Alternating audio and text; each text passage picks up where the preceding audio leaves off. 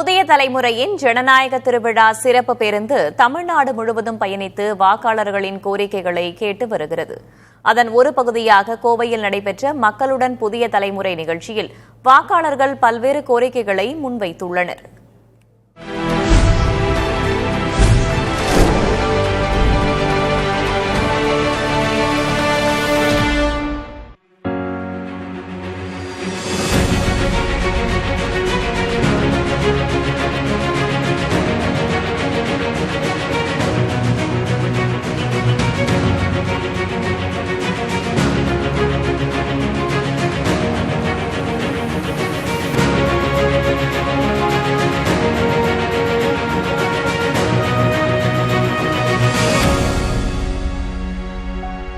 தென்னிந்தியாவின் மான்செஸ்டர், உழைப்புக்கு இலக்கணம் சொல்லும் கொங்கு நாட்டின் தலைநகர், தொழில்நுட்பத்தையும் விவசாயத்தையும் ஒரு சேர இணைத்து வெற்றி கண்டிருக்கிற கோவை மாநகருக்கு வந்திருக்கிறோம்.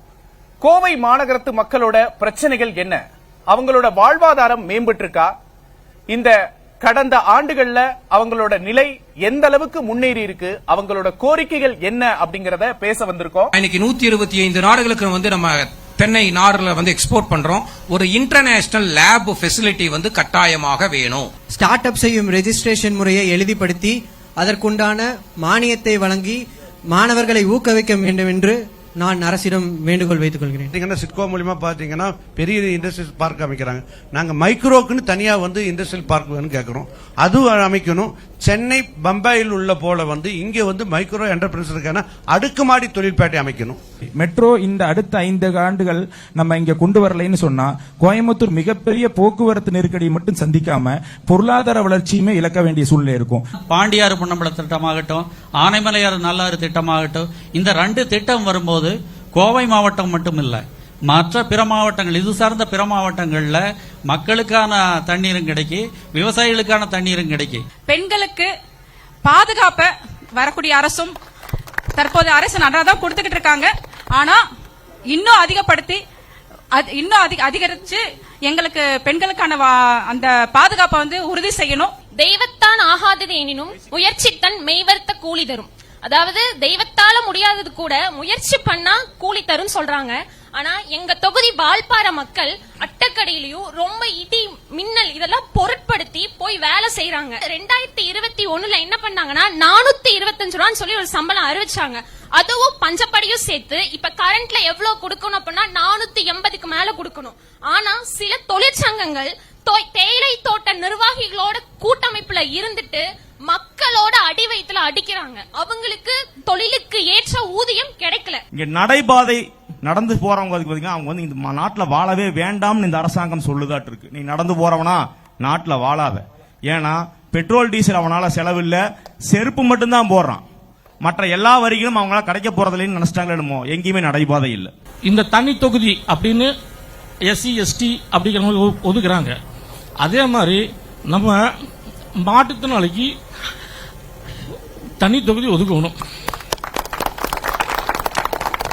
மாட்டுத்திறன் நலத்துறையில மாற்றுத்திறனாளி நலத்துறை அதுதான் ஒருத்தன் தான் அமைச்சராகணும். அப்படி ஆகணும் மட்டும்தான் மாட்டுத்திறனோட வாழ்வாதாரம் முன்னுக்கு. முருகம்பதி, மாவுத்தம்பதி, நஞ்சப்பனூர் அப்படிங்கிற பழங்குடியின கிராமம். எங்களுடைய கிராமங்கள்ல பாத்தீங்க அப்படின்னா ரோடு போடுறதுக்கு இடம் இருக்கு, ஆனா ரோடு இல்ல. தண்ணி குழாய் இருக்கு, தண்ணி வராது. டேங்க் கட்டி இருப்பாங்க, தண்ணி மேல ஏறாது. பாத்ரூம் இருக்கு, யூஸ் பண்ண முடியாது. மிக மோசமான உள்கட்டமைப்புகளே இல்லாத கிராமங்கள் எங்களுடைய கிராமங்கள். மயிலாம்பாறையில இருந்து வந்திருக்கேன் நானு. கேர்ள்ஸ் சேஃப்டி இல்லைங்க சார், பஸ் இல்லைங்க சார். நாங்க ஒரு பஸ் மிஸ் பண்ணா 3 hours வெயிட் பண்ணணுங்க சார். அடுத்த பஸ்ஸுக்கு வெயிட்டிங்க. அந்த 3 hoursல எங்களுக்கு சேஃப்டி கிடையாதுங்க சார். கரண்ட் இல்லைங்க சார், கழிப்பறை இல்லைங்க சார். அதுல நாங்க ரொம்ப பாதிக்கிறோங்க சார். பொள்ளாச்சிக்கு ட்ரெயின் கனெக்டிவிட்டின்னு பார்த்தா ரொம்ப குறைவா இருக்கின்றது. அதுவும் பெங்களூர், கோவை போன்ற சென்னை போன்ற நகரங்களுக்கு ஒரு இன்டர் கனெக்டிங் ட்ரெயின்ஸ் இல்லைங்கிறதும் ஒரு மிகப்பெரிய கோரிக்கை. கழிவுநீர் பூராமே நொய்யல தான் கொண்டு வந்து விடுறாங்க. நொய்யலுக்கு நான் 3 வருஷமா மனு கொடுக்கறேங்கம்மா. ஒரு கழிவு பாதையிலிருந்து தண்ணி வருது, கலெக்டர் கிட்ட கொடுத்துட்டேன். விவசாயின்னு துண்டு போட்டு போனா அதிகாரிகள் மதிக்கிறது இல்ல.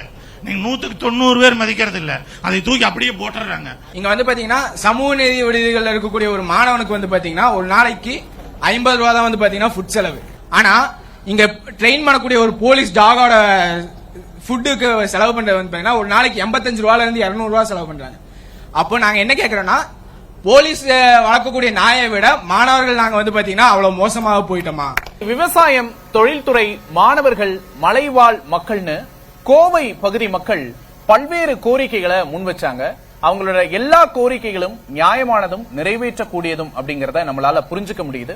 வரக்கூடிய அரசுகள் இதை நிறைவேற்றும் அப்படின்னு நம்புவோம். அவங்களோட கருத்துக்களை நாம பதிவு செஞ்சிருக்கோம். இது மக்களுடன் புதிய தலைமுறை.